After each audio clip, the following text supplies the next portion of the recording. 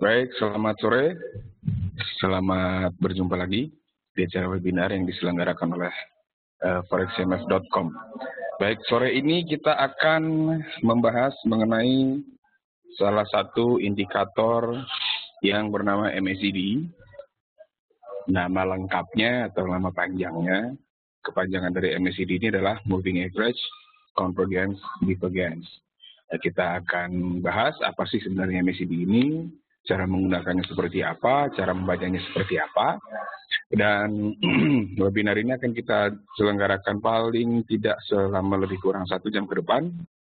Sekarang sekitar pukul setengah 4 sore waktu Indonesia Barat, berarti nanti akan selesai rencananya pukul setengah 5 waktu Indonesia Barat. Nah, agar nanti webinar ini berjalan dengan lancar, dimohon untuk tidak menekan tombol apapun yang ada di monitor Anda kecuali tombol audio.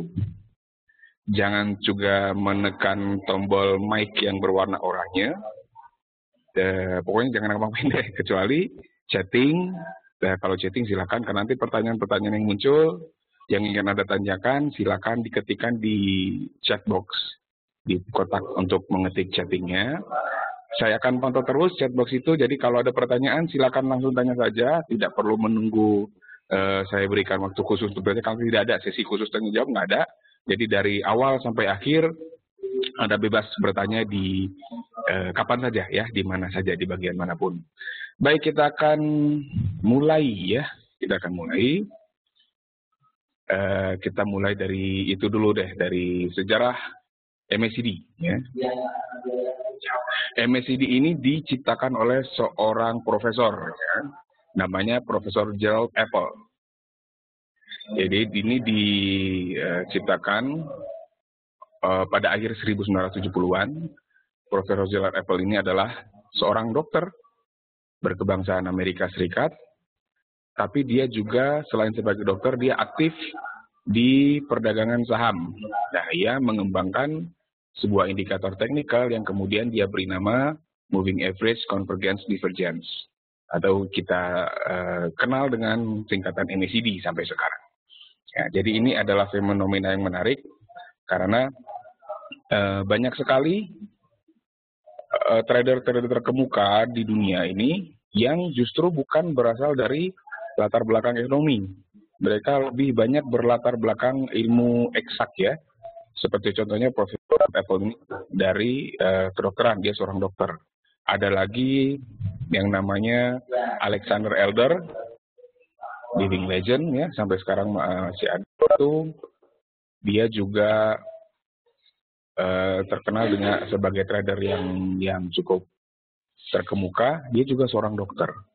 Dan banyak lagi ada analis teknikal yang memiliki latar belakang sains.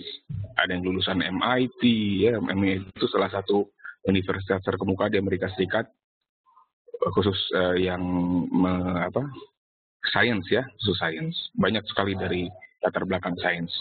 Oke, itu sejarah MACD-nya. Nah, MACD ini dalam perkembangannya bisa dipergunakan untuk mengidentifikasi perubahan arah. Nah, ini adalah bentuk dari indikator MACD yang saya maksudkan tadi. Jadi ini ada chart, kalau kita punya chart, terus kita plot indikator MACD-nya, dia akan berada di bawah. Jadi ada indikator yang berada, kalau kita masukkan, kita plot, dia berada di chart-nya, tapi ada juga yang berada di bawah chart-nya. Seperti MACD ini dia berada di bawah chart. Kalau misalnya seperti moving average, Bollinger Bands, apalagi banyak ya, ada yang berada, kalau kita plot dia adanya di sini nanti, munculnya di sini. Parabolic SAR juga munculnya di sini. Nah, kalau yang ada juga yang munculnya di bawah chart seperti MACD ini, kemudian misalnya stochastic, ECI, RSI, dia munculnya di bawah chartnya. Nah, ini MACD ya, dia ada seperti ini. Kita melihat ada 3 bagian penting yang harus kita perhatikan. Yang pertama yang namanya histogram. Histogram ini adalah garis-garis tegak ya, yang vertikal. Ya, seperti ini namanya histogram. Yang kedua adalah MACD signal line, yaitu garis yang merah putus-putus ini. Ini adalah garis MACD signal line-nya. Kemudian adalah zero line-nya. yang memisahkan antara, ini kalau kita lihat kan histogramnya ada yang di atas, ada yang di bawah ya. Zero line ini memisahkan antara histogram yang di atas dengan yang di bawah. Nanti akan kita lihat satu persatu. Zero line ini ada angkanya di 0 di sini. Nanti kita bahas bagaimana cara membacanya, bagaimana cara mempergunakannya. Ya, jadi ada 3 bagian, MACD line atau MACD signal line, ada juga histogram dan zero line. Nah, kalau warna ini Anda bisa modifikasi sesuai dengan selera. Histogramnya di sini yang saya tunjukkan warnanya adalah hitam, sementara MACD signal lainnya merah putus-putus. Anda bisa saja gantinya menjadi merah yang tebal atau biru, misalnya histogramnya juga Anda ganti warnanya boleh-boleh saja. Ya, boleh-boleh saja. Kalau nanti di MetaTrader Anda bisa memodifikasinya sendiri. Ya, jadi ini bentuknya. Nah, kita mulai berkenalan sekarang dengan MACD-nya. Ya. Jadi kalau standarnya, MACD standar yang merupakan bawaan dari platform MetaTrader itu komponen-komponen setelah kita bahas tadi, zero line, histogram, dan MACD signal line. Ini bawaan standarnya. Saya mau respon dulu pertanyaan dari Bapak Rofi Maulana. Bisa digabung dengan stokastik atau RSI? Nah, ini pertanyaan yang menarik. Sebenarnya kita belum sampai ke sana, tapi tidak apa-apa. Saya kasih clue sedikit. MACD, stokastik, dan RSI itu berasal dari keluarga yang sama, yaitu keluarga osilator. Ya. Karena mereka berasal dari keluarga sama, sebaiknya tidak dikombinasikan. Karena fungsinya sama, fungsinya sama-sama osilator, yaitu fungsinya untuk memberikan clue kapan kita bisa entry, bisa enter sell atau enter buy. Jadi kalau indikator yang tergolong dalam osilator, sebaiknya tidak dikombinasikan dengan osilator lagi. Kecuali ada indikator termasuk keluarga osilator, tapi dia memiliki fungsi memperlihatkan kekuatan tren seperti CCI. CCI itu dia bisa memiliki fungsi memperlihatkan kekuatan tren. Nah, itu jadi stokastik dengan CCI bisa. Mungkin pada perkembangannya MACD dengan CCI mungkin bisa. Tetapi stokastik, RSI, MACD itu sebaiknya tidak digabungkan karena fungsinya sama. Ya ibaratnya kalau kita pakai sepatu ya sepasang saja. Nggak perlu kita sudah pakai sepatu terus pakai sepatu lagi kan, jadi ribet gitu. Jadi demikian Bapak Rofi. Oke, kita lanjutkan. Jadi kita sudah pelajari tadi bagian-bagian tubuhnya si MACD itu apa saja. Ya, kita refresh sedikit. Tadi barusan kita bahas histogram, ada MACD signal line dan zero line. Nah, kita bahas dari histogram dulu. Histogram itu merupakan alat indikasi untuk membantu mengenal tren yang terjadi cukup kuat atau tidak. Nah, sebenarnya, tadi saya katakan bahwa sebenarnya ini termasuk MACD, ini termasuk osilator. Memang kita bisa melihat trennya cukup kuat atau tidak dari histogram. Cuman ini bukan salah satu fungsi utamanya. Memang kita bisa melihat apakah trennya bagus apa enggak. Kalau dia lagi turun, trennya kuat atau enggak. Kalau lagi naik, trennya kuat atau enggak. Bisa kita ketahui dari histogram ini. Tetapi ruh atau jiwa dari histogram MACD ini sendiri bukan di histogramnya, melainkan di MACD signal lainnya. Makanya saya tadi tidak sarankan untuk digabungkan dengan stokastik atau RSI. Karena fungsinya sama untuk cari signal. Oke, kemudian histogram juga, jika semakin panjang histogramnya, itu artinya momentumnya semakin besar. Jadi kalau Anda melihat pergerakan uptrend, histogramnya semakin besar, dia berada di atas garis 0, di atas zero line. Semakin panjang histogramnya, berarti itu ada kemungkinan uptrend-nya memiliki momentum yang cukup besar. Atau kalau dia berada di bawah zero line, dan histogram semakin panjang, itu tren turunnya mendapatkan momentum yang semakin besar. Nah, sebaliknya, kalau histogramnya makin pendek, itu indikasi bahwa momentumnya semakin berkurang. Nanti kita lihat ya. Kemudian MACD juga bisa dimanfaatkan untuk mencari entry signal. Entry signal ini bahasa gampangnya adalah kita bisa cari tahu kapan kita buy, kapan kita sell, gitu aja deh. Kapan sell, kapan buy, itu namanya entry signal. Ya, kalau kita pernah pelajari stokastik, entry signalnya adalah perpotongan dua garis stokastik, benar? Perpotongan dari atas ke bawah sell, perpotongan dari bawah ke atas buy. MACD juga seperti itu. Nah, jadi kita bisa manfaatkan untuk mencari entry signal. Kemudian caranya adalah apa? Tapi seperti yang saya katakan tadi, bahwa jiwanya adalah di MACD signal line. kita memperhatikan histogram plus MACD signal lainnya. Bagaimana nanti cara membaca signal sell atau buy-nya nanti kita lihat. Oke, ini dia caranya. Ketika signal lain melepaskan diri, dalam tanda kutip, melepaskan diri. Sebab kalau kita bilang berpotongan, kalau stokastik kan gampang. Dia berpotongan kita bisa lihat. Tapi kalau MACD, histogramnya tegak, vertikal, MACD signalnya belok-belok ya. Dia berpotongannya di mana? Nanti saya khawatir kalau kita gunakan istilah berpotongan, sulit untuk menentukan ini, ya mendefinisikan atau memvisualisasikan berpotongan itu seperti apa. Maka saya pergunakan kata melepaskan diri. Gimana sih sebenarnya yang namanya melepaskan diri itu seperti apa? Nanti kita lihat. Tenang ya, tenang. Nah, jadi ketika MACD signal lain melepaskan diri dari histogram, itulah yang menjadi sinyalnya. Nah, kita lihat. Sinyal buy adalah ketika MACD signal lain lepas dari histogram di bawah zero line. Ya. Kemudian sinyal sell adalah ketika MACD signal lain lepas dari histogram di atas zero line. Ini contohnya ini. Nah, ini yang saya sebut atau saya maksud dengan lepas itu seperti ini. Lepas itu seperti ini. Kalau Anda lihat MACD signal lainnya tadi kan berada, bisa dikatakan berhimpitan dengan histogramnya. Nah, di satu titik dia lepas. Jadi si MACD signal ini lagi berhimpitan dengan histogram. Nah, kalau kejadian lepasnya MACD signal lain dari histogram berada di bawah zero line, ini yang namanya zero line, ingat, ini sinyal buy-nya.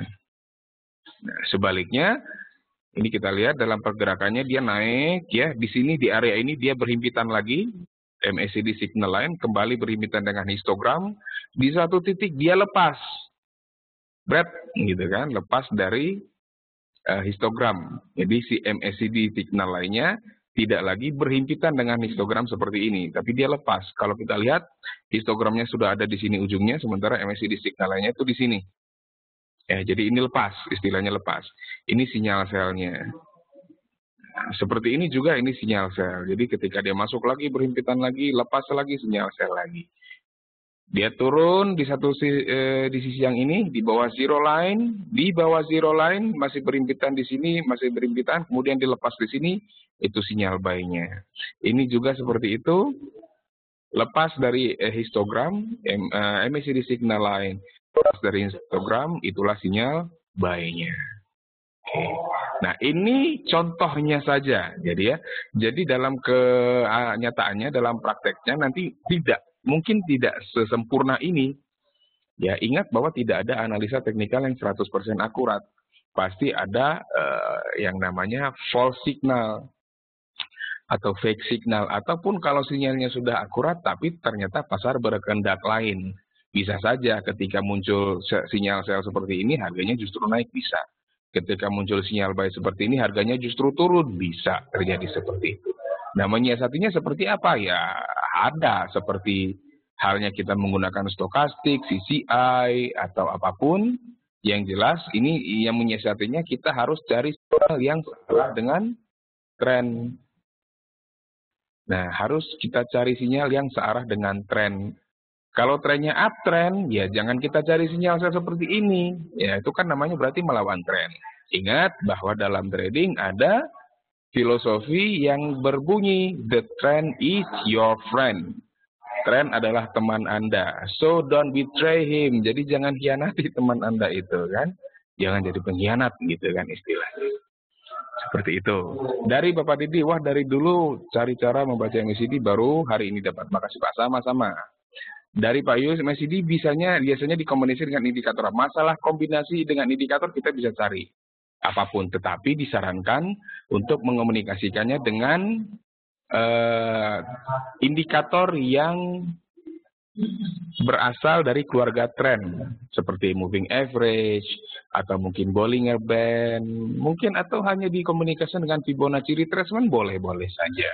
Tetapi untuk hari ini kita tidak akan terlalu jauh, mungkin kalau waktunya ada cukup kita bisa bahas, tetapi kalau waktunya tidak cukup, kita hari ini bahas MACD-nya saja dulu.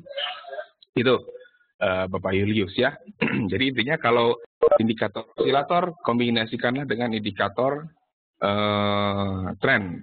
Boleh nggak kita komunikasi dengan indikator osilator? Tadi saya katakan sebaiknya jangan, ya sebaiknya jangan. Tetapi begini, dalam perkembangannya ini berarti sudah masuk ke ranah pembahasan yang sedikit lebih advance ya, tidak terlalu advance sih sebenarnya, tapi sedikit lebih advance. Ada kalanya kita bisa mengomunikasikan dua indikator osilator sekaligus. Bisa loh, bisa. Tetapi harus hati-hati. Yang pertama kita harus lihat nanti banyak faktor yang harus dilihat. Periodenya, kemudian fungsinya seperti apa, seperti stokastik plus CCI. Dua-duanya osilator. Bisa kita combine? Bisa. MACD mungkin bisa di-combine dengan CCI misalkan. Boleh-boleh saja. Tetapi harus hati-hati. Perhatikan banyak parameter yang harus diperhatikan ya. Tapi mungkin tidak akan kita bahas hari ini.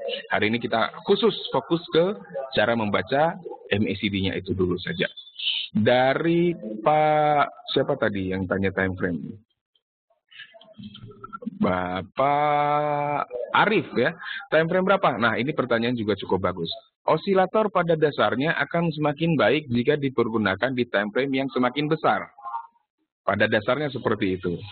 Ya. Mengapa? Karena kita harus memperhatikan juga volatilitas pasarnya seperti apa, spread dari masing-masing currency pair-nya seperti apa. Belum lagi kalau spread-nya floating ya, jadi spread tidak fix pasti akan membesar dan mengecil, melebar dan menyempit spread itu. Kita juga harus perhatikan itu. Intinya indikator osilator pada dasarnya semakin memberikan sinyal yang akurat jika kita pergunakan semakin di time frame yang semakin besar. Nah dalam hal ini kami merekomendasikan menggunakan MACD mulai dari time frame 1 jam ke atas. Rekomendasinya seperti dengan setting yang default ya, setting standar. Demikian untuk Pak Arif. Kemudian ada Pak Arif lagi, parameternya berapa aja, apakah default harus di custom? Saya lebih suka menggunakan yang default untuk saat ini, kayak kita gunakan default dulu. Kalau yang custom boleh-boleh saja, tapi itu harus melalui riset lagi, harus melalui penelitian lebih panjang lagi. Untuk saat ini kita anggap saja kita pergunakan yang default, ya, yang default saja dulu. Oke. Toh selama ini juga tim market analis dari forexcmf.com selalu mempergunakan indikator dengan settingan default dan hasilnya juga cukup baik.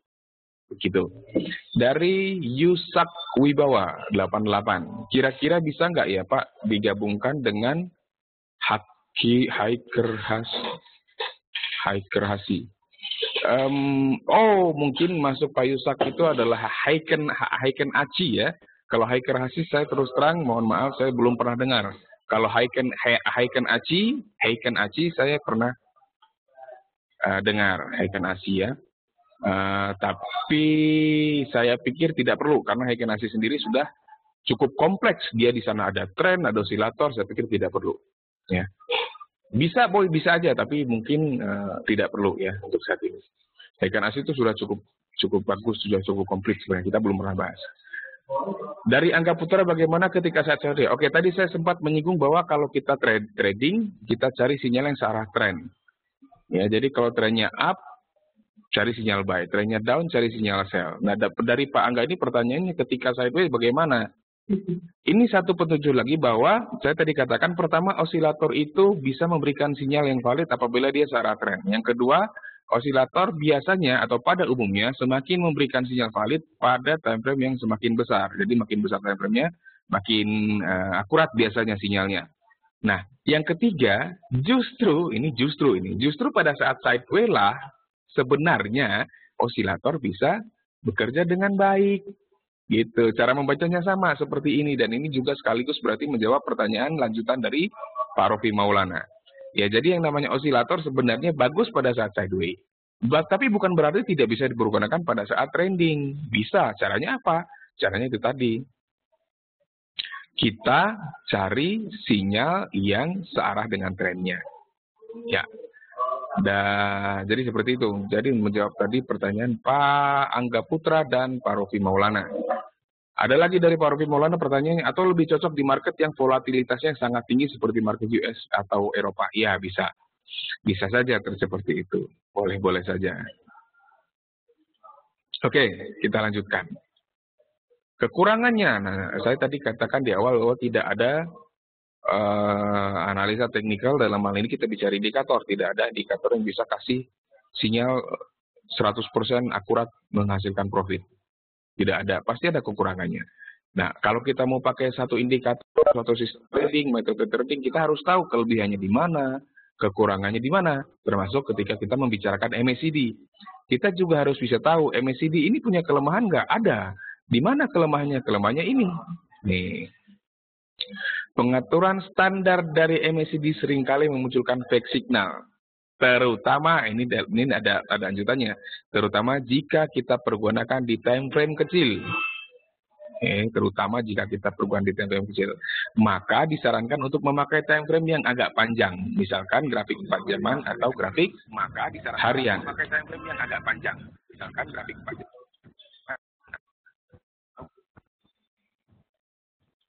Kayaknya ada yang kepencet nih, mic-nya nih. Oke. Bapak Mali Daswan 17 ya. Mohon maaf Pak, jangan, kalau bisa hindari atau jauhkan jempol Anda atau mouse Anda dari ikon mikrofon yang berwarna oranye. Sebab kalau kepencet, ya itu tadi jadinya suaranya jadi double-double. Oke, jadi kita kembali lagi. Tadi saya menyarankan 1 jam ke atas ya. 1 jam ke atas. Tetapi di 1 jam pun sebenarnya cukup sering muncul fake signal. Jadi disarankan untuk memakai time frame yang agak panjang. Misalnya grafik 4 jaman ke atas, 4 jaman atau H4 ya, atau daily, weekly, monthly, itu cukup baik MACD. Ya. Nah, kemudian hampir sama dengan indikator lain, stokastik, CCI, RSI, dengan MACD kita juga bisa mencoba untuk menemukan divergence. Apa itu divergence? Divergence itu perbedaan. Pastilah ya. Jadi gini yang namanya divergence. Kepada MACD kita perlu memperhatikan puncak-puncak dan lembah-lembah histogramnya. Ya, kita perhatikan puncak-puncak dan lembah-lembah histogramnya. Kalau kita lihat kembali ke slide MACD-nya ya. Nah, ini kan ada puncak nih. Ini ada puncak. Kalau kita kan kayak gunung nih ya. Ada puncaknya, dia ada lembahnya. Ini juga lembahnya, yang namanya puncak yang di atas, yang namanya lembah yang di bawah. Yalah, masa puncak di bawah? Kan enggak. Ya, puncak di atas, lembah di bawah. Ini puncak, ini puncak, ini puncak, ini puncak. Ini lembah, salah. Lembah, puncak, lembah ya. Itu kita perhatikan. Kalau kita mau mencari divergence dengan MACD, kita perhatikan puncak-puncak dan lembah-lembah histogramnya. Bullish divergence adalah ketika lembah dan dari grafik. Jadi kan kalau MACD kan dia di bawah tuh, di bawah grafik. Kita kembali lagi ke sini.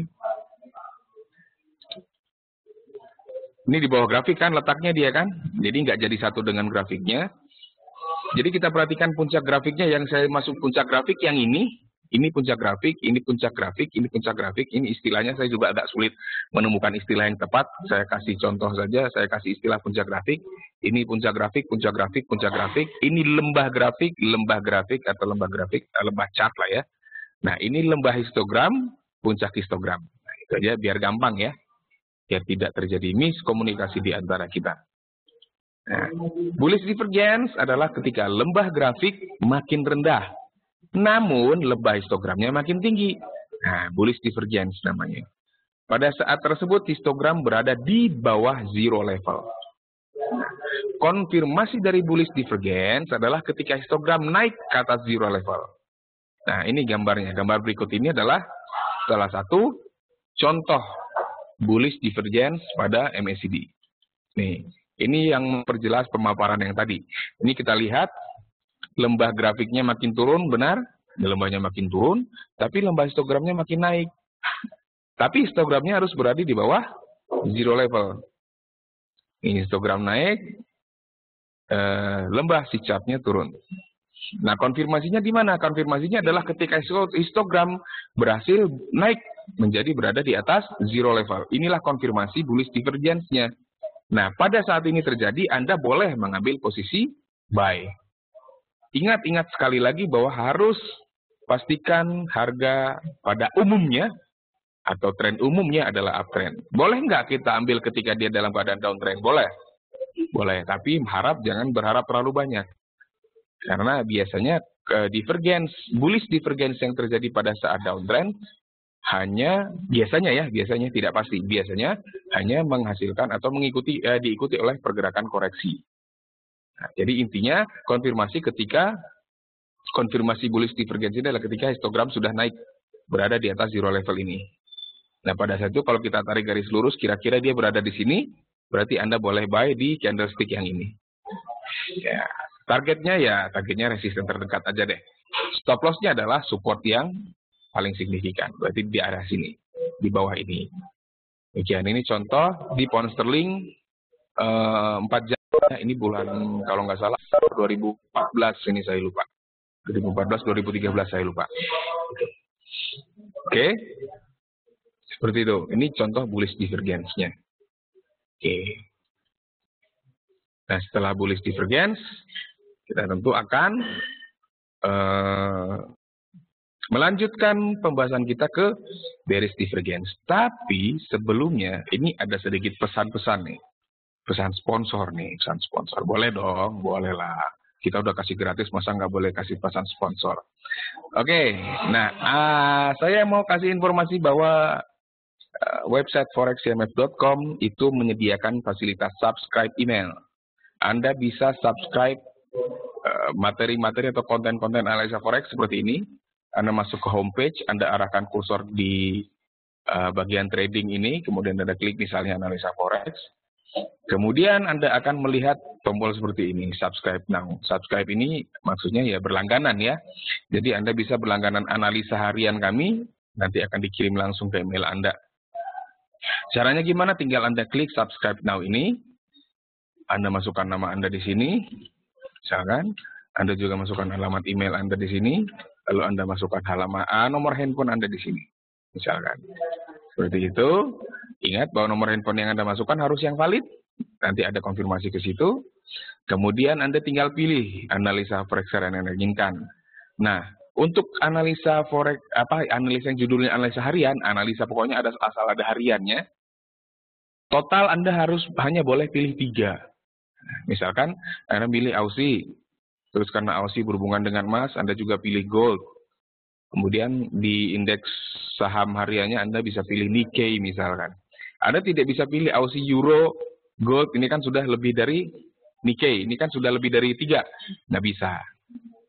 Kalau mau pilih Forex 3-3-nya, ini harus di-uncheck, pilih Forex 3-3-nya misalkan. Atau kalau mau diversifikasi, Anda sebar satu-satu di sini. Di sini satu misalkan, atau di sini satu misalnya. Tapi kalau yang judulnya mingguan, itu boleh. Jadi kalau Anda tambah ini dan ini boleh. Ya, jadi total total 5. Totalnya 5. Totalnya 5. Boleh totalnya 5. Setelah Anda pilih, Anda klik subscribe sekarang, nanti akan masuk. Ini juga alamat email harus yang valid ya, yang sehari-hari dipakai, jangan alamat email yang sudah nggak pernah lihat, yang jumlah pesannya sudah lebih dari 7 juta message mungkin ya. Jangan, ya, yang nggak pernah lihat jangan. Sebab nanti konfirmasi untuk subscribe-nya akan dikirim ke email tersebut, dan artikel-artikel analisa yang ini pun akan masuk ke email yang Anda daftarkan ini. Kemudian selain di analisa harian, di bagian artikel inspirasi ini pun Anda bisa melakukan subscribe.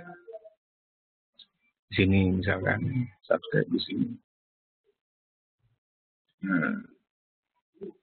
Seperti itu. Sama sih tampilannya ya.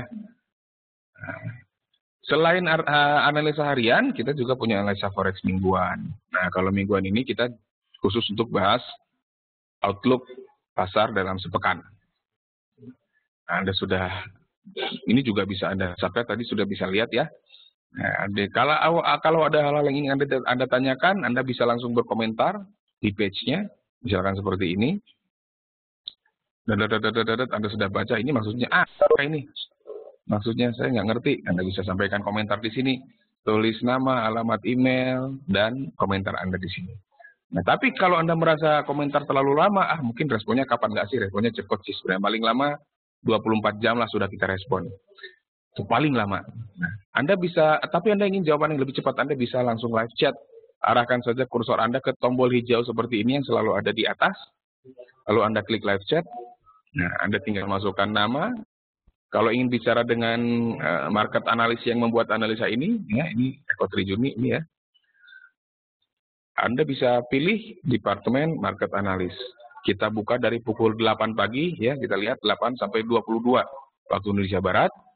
Jangan sampai lebih atau jangan sampai kurang dari jam ini, karena pasti nggak akan dijawab. Mudah-mudahan nggak akan dijawab. Tapi kalau antara jam 8 sampai 22 waktu Indonesia Barat, mudah-mudahan atau berpotensi, sangat berpotensi untuk dijawab. Enggak sih. Memang kita akan jawab gitu seperti itu. Mudah-mudahan internetnya di Anda dan di kita tidak ada masalah. Asal internet bagus aja, nggak akan ada masalah mudah-mudahan. Nah, Anda pilih market analis, Anda ketik nama Anda di sini, kemudian alamat email. Oh, namanya belum diisi ya. Sorry. Tutiwati, siapa Tutiwati ya? Anda isi alamat email di sini, kemudian alamat email misalkan. Nah, isi di sini. Oops. Apa ini? Sebentar ya.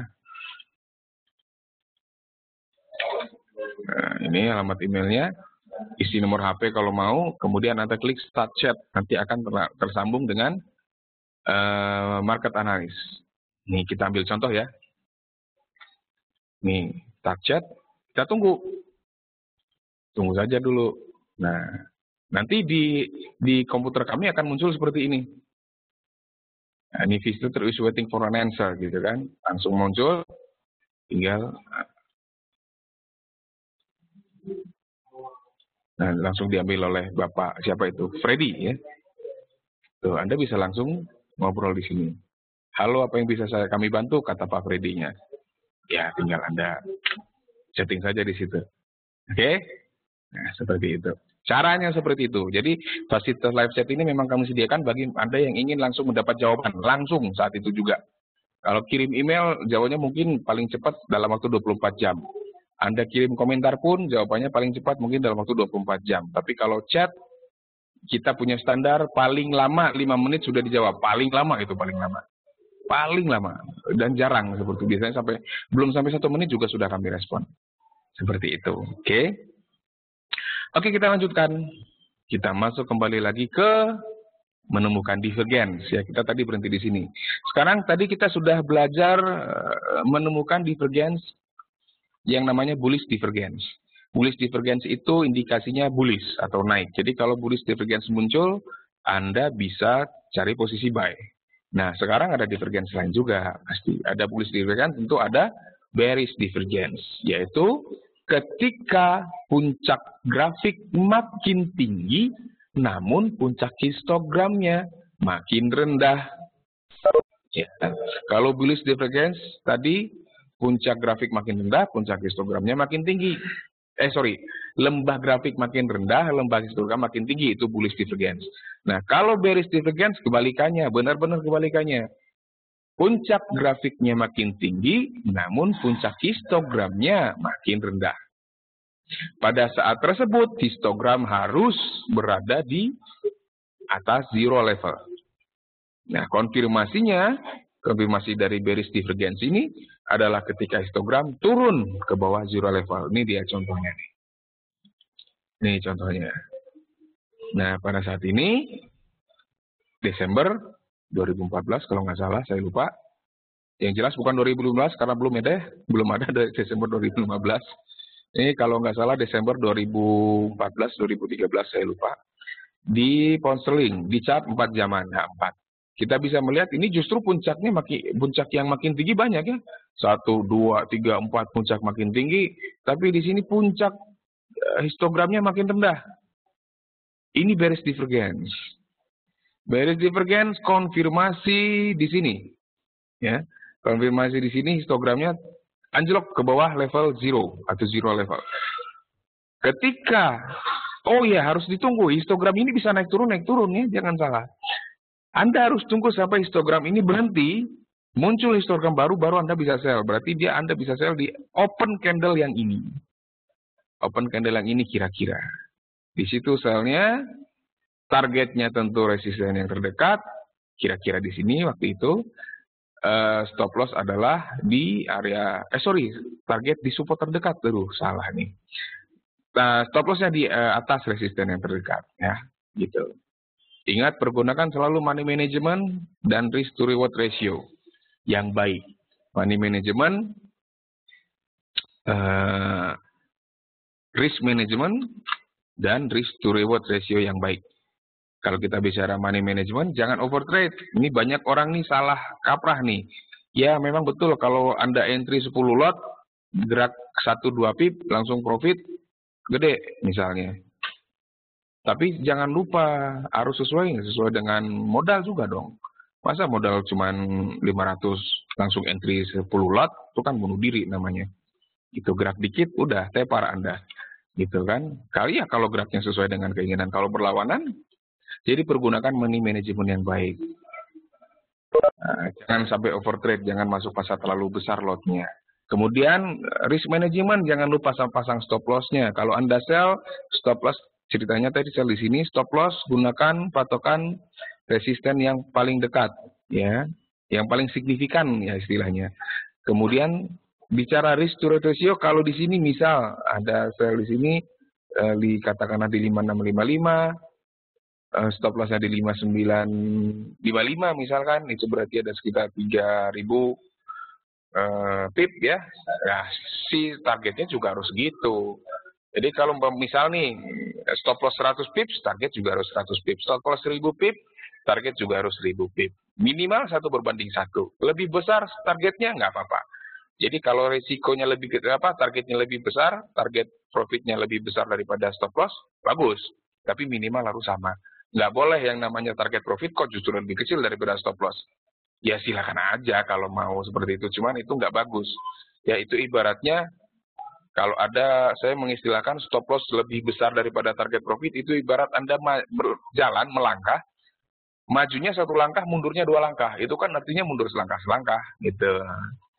Gitu ya. Jadi ingat, money management, risk management, dan risk to reward ratio. Nah, jadi itu tadi bearish divergence-nya. Ya. Waktu kita lebih kurang masih ada 15-an menit lagi kalau nggak salah. Oh masih banyak ya, masih sekitar 20 menit lagi. Dan pembahasan tentang MACD ini sudah habis.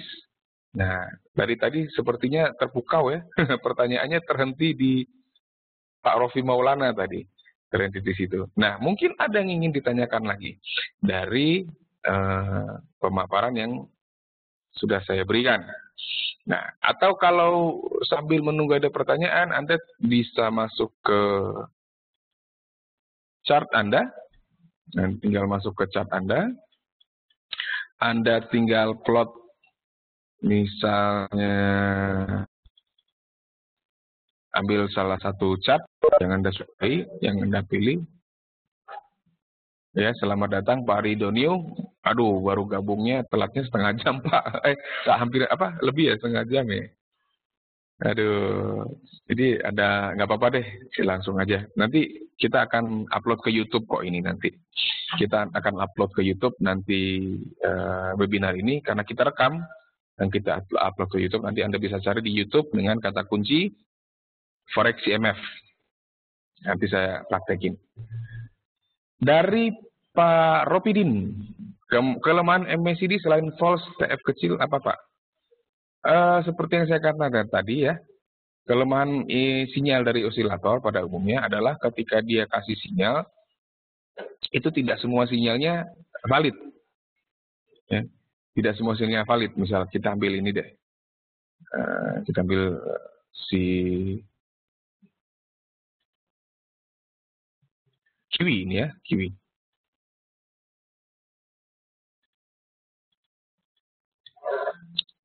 Jadi selain kalau time frame kecil dia cenderung kasih false signal, yang namanya MACD itu harus sinyal yang muncul harus searah dengan tren. Kalau sinyalnya tidak searah dengan tren, besar sekali kemungkinan itu false signal atau fake signal. Gitu. Jadi misal ketika muncul sinyal sell di saat uptrend, kemungkinan besar itu false signal. Muncul sinyal sell iya, tapi harganya naik terus. Gitu. Jadi itu kelemahannya, Pak. Jadi hanya itu sih sebenarnya kelemahannya cukup sedikit ya, nggak terlalu banyak kelemahannya. Time frame kecil dia sering kasih false signal. Kemudian kalau sinyalnya berlawanan arah, kemungkinan besar gagal.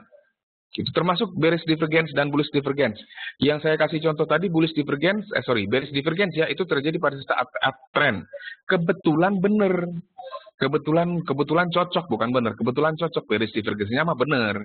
Cuman kan kebetulan cocok dia ketika muncul bearish divergence pada saat uptrend, dia turunnya jauh. Itu tidak disarankan sebenarnya. Tapi kalau Anda mau ambil boleh. Hanya syaratnya jangan berharap terlalu jauh. Jadi patokannya tetap support atau resisten saja untuk target profitnya. Kalau divergensi yang muncul berlawanan dengan tren, gitu. Boleh diambil, boleh, tapi harus hati-hati. Gitu, kelemahannya itu aja. Nah, kita masukkan di sini MACD, where are you? Ini dia. Ya. Nah, ini dia. Ini settingan default. Settingan default. Ya, settingan default. Tapi kalau di 15 menit kita lihat setting ini ya benar semua dia. Karena dia udah kejadian. Nih, lihatnya nih. Ini benar tuh sell. Tapi kalau dia melawan tren, ya kalau dia melawan tren, sinyal ini kita lihat dari sini ke sini nih. Di 15 menit dari sini ke sini kan downtrend. Kita lihat apakah ada sinyal buy yang diikuti dengan pergerakan yang valid, kita coba di sini lihat. Nah, ini dia sinyal buy-nya, betul? Dia lepas di sini ya. Berarti entry-nya di sini. Lepas di sini, entry-nya berarti di sini kita. Tuh, muncul sinyal buy di sini, naiknya seuprit. Ini udah kemakan spread. Udah kemakan spread, udah kemakan komisi, langsung dia turun lagi. Memang naik, tapi cuma berapa? Hanya 52. 52 ini ingat, ini 5 desimal. Berarti kalau pakai 4 desimal, hanya 4 pip atau 5 pip paling banyak. Ini udah kemakan spread segala macam, komisi segala macam. Jadi nggak valid dia. Nggak valid. Jadi tetap disarankan untuk tunggu sinyal yang searah dengan tren. Ini sampai 15 ini. Kalau 4 jam pun seperti itu. Cuman memang potensi false signalnya lebih kecil kalau dia makin tinggi. Pak Subagio audio nggak connect. Oke, saya harus sharing dengan Pak Subagio sebentar ya. Sebentar. Baik, kita lanjutkan ya. Dari Bapak Durmazid. Pak, maaf tentang bearish divergence, mohon diulang dikit. Oke. Bearish divergence.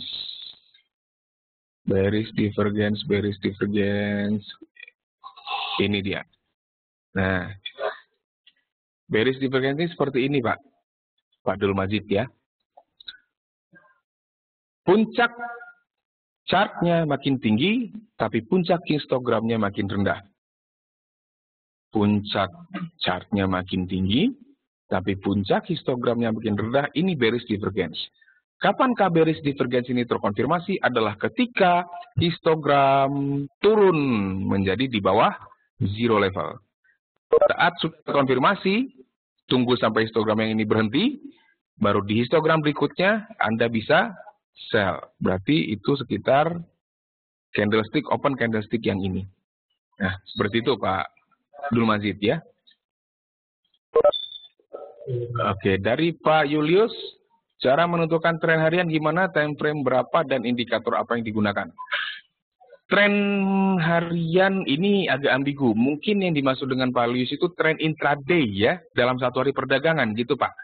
Sebab harian itu bisa bermakna ganda, bisa berhari-hari, atau satu hari. Saya ambil asumsi dalam satu hari perdagangan ya, intraday trendnya ya. Kita menyarankan kalau Anda day trader yaitu trader jangka pendek yang jarang membiarkan posisinya terbuka lebih dari satu hari perdagangan, maksimal 2 hari perdagangan lah atau 3, Anda disarankan untuk mempergunakan time frame 1 jam, 1 hour atau hourly. Disarankan seperti itu untuk menentukan trennya. Nah, kebetulan sekali ini kalau kita bicara single time frame. Jadi beberapa waktu yang lalu banyak sekali pertanyaan yang datang untuk menanyakan masalah multiple time frame analysis. Jadi menggunakan time frame yang berbeda-beda. Ada pertanyaan seperti itu. Nah, tapi kalau bicara single time frame pakai untuk day trading, satu hari perdagangan pakai 1 hari saja. 1 jam saja maksud saya. 1 hourly, ya 1 hour chart. Pakai itu saja. Untuk menentukan tren, pada dasarnya tidak diperlukan indikator. Anda cukup butuh tren line saja sebenarnya. Dan juga kaidah-kaidah menentukan tren yang berlaku.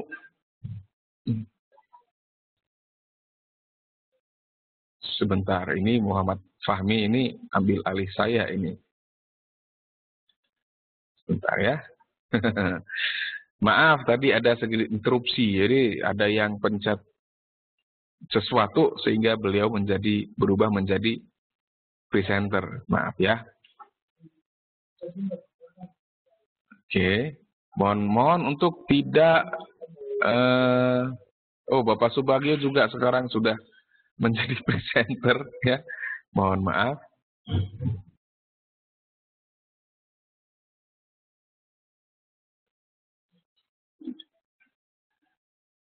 Oke, mohon maaf. Jangan pencet tombol apapun kecuali untuk chatting ya.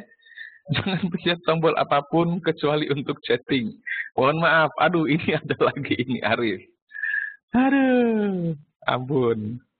Oke ya. Mohon jangan pencet tombol apapun kecuali untuk chatting. Jadi Anda boleh bermain-main di chat box, tapi please jangan tekan tombol yang lain ya, jangan tekan tombol yang lain. Jadi lompat-lompat nih kita. Sampai mana tadi kita pembicaraannya nih? Saya jadi lupa nih. Oke, tren ya. Ada pertanyaan dari siapa ini? Muhammad Fahmi, sebentar. Saya share dulu ya ini ya. Share my screen. Nah, pertanyaan dari Muhammad Fahmi. Pertanyaannya, kenapa tidak mendengar suara? Oh, Muhammad Fahmi juga belum mendengar suara. Ini padahal dia sering itu loh. Sering ikut webinar, tapi aneh. Mengapa tidak saya cek dulu sebentar ya. Muhammad Fahmi, karena beliau belum mengaktifkan audionya. Muhammad Fahmi, coba aktifkan audio. Oke, kita lanjutkan. Kita akan menjawab pertanyaan dari Pak siapa tadi saya lupa tuh. Pak Julius ya kalau nggak salah ya. Oh iya, dari Pak Julius. Tren, indikator apa yang dipergunakan?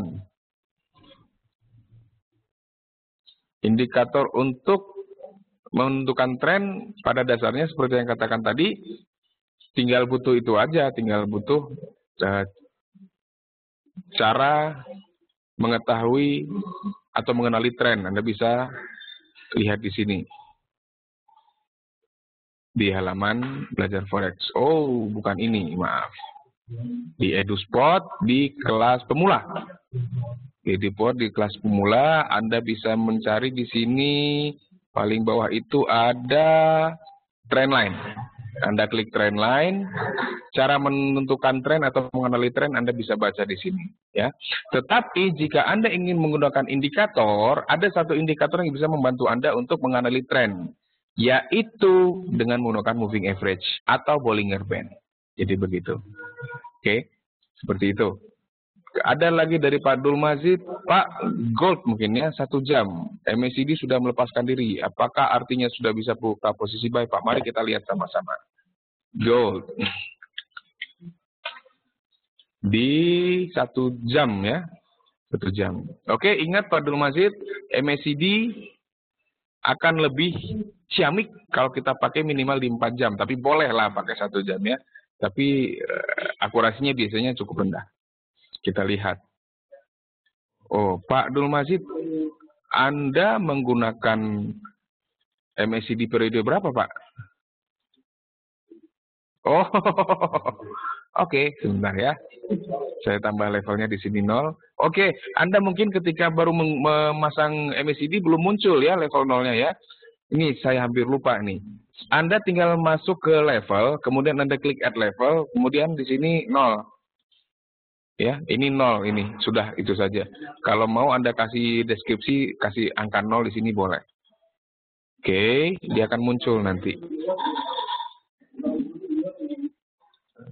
Kok enggak ya? Oh enggak, oh ya karena dia sudah terlalu di atas. Oke. Ya, ini enggak usah. Oke, nanti akan muncul dia level 0-nya. Mungkin enggak kelihatan. Tapi baru, nah sekarang kita lihat di Aussie kata Pak Abdul Mazid. AUD USD.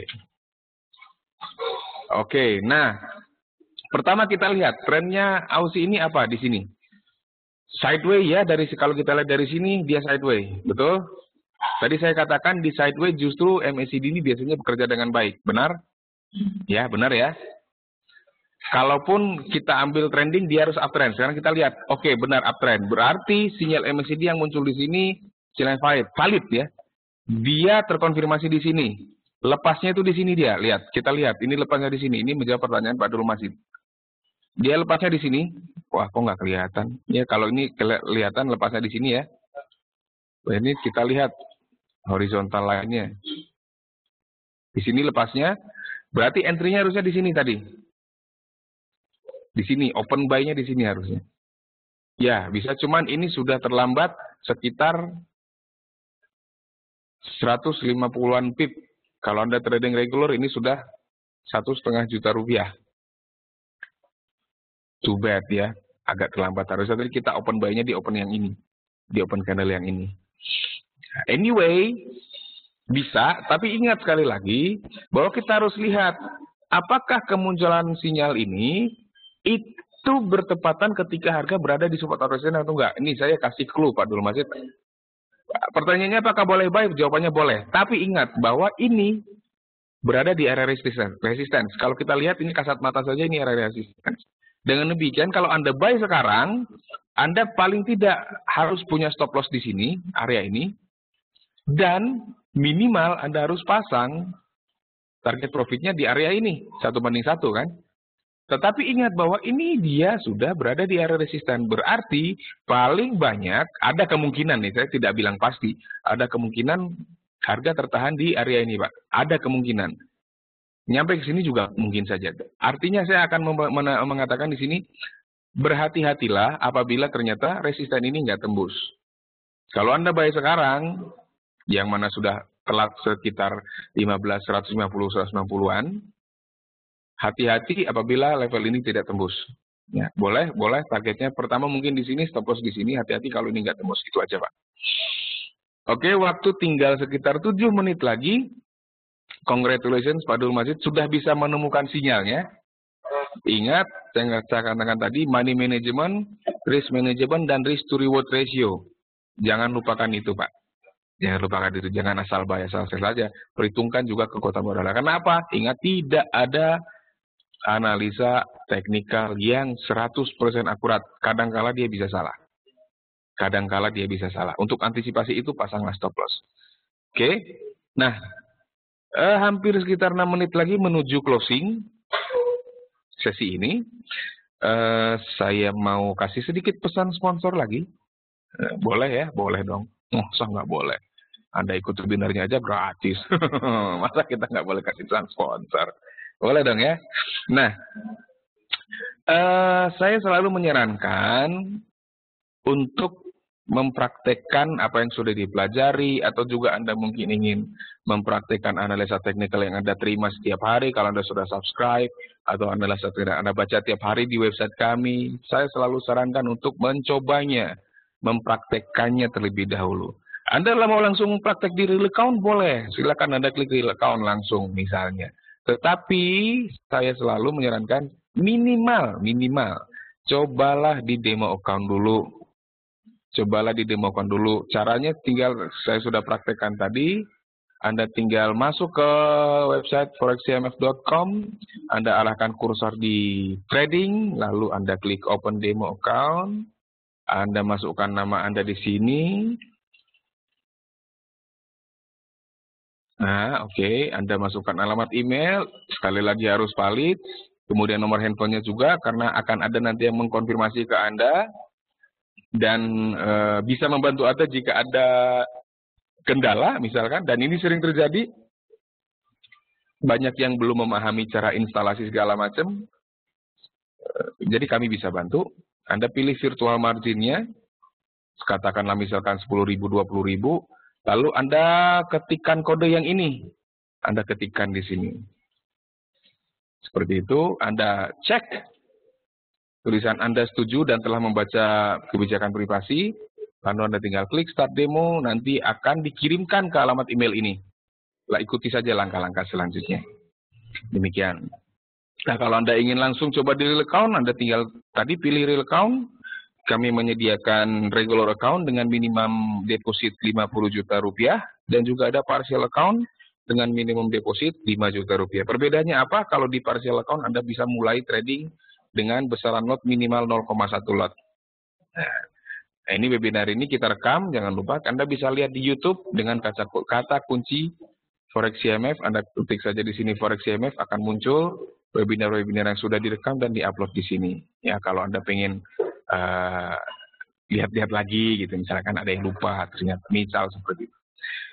Dari Pak Julius, seminar berikut belum ada jadwal. Belum ada Pak untuk seminar berikut, jadi ini mungkin sedikit bukan kabar buruk ya, sedikit pengumuman ya dari kami ya, sedikit maklumat bahwa untuk sementara, jadi kan selama ini kita sudah cukup baik,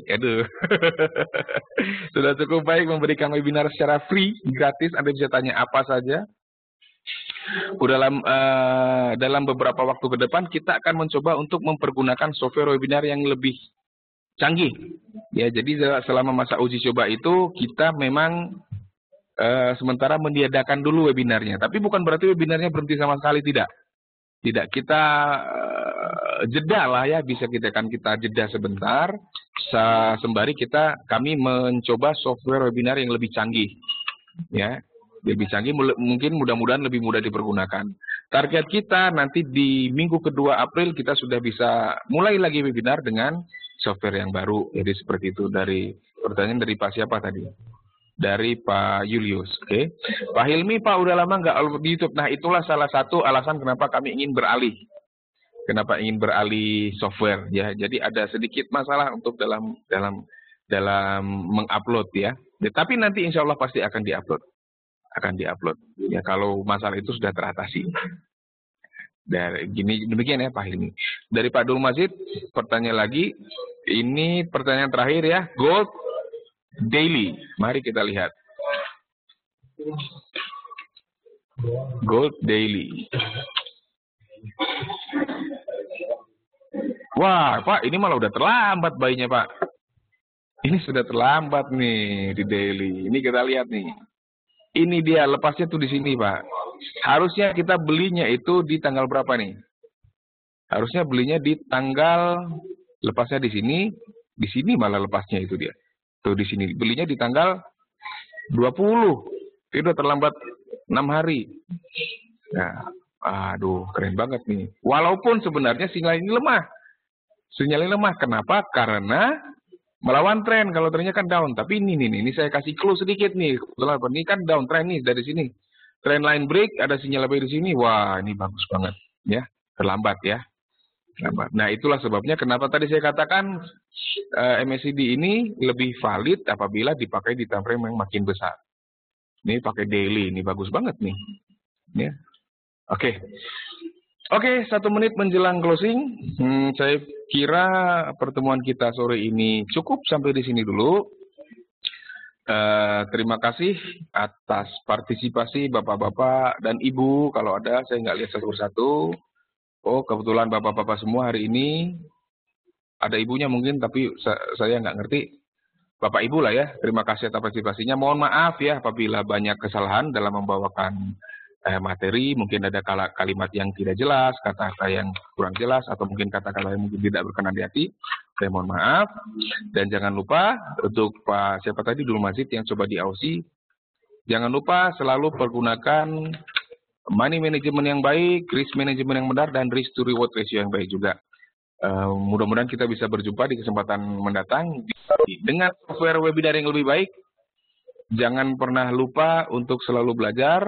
Selamat sore dan semoga sukses untuk semua.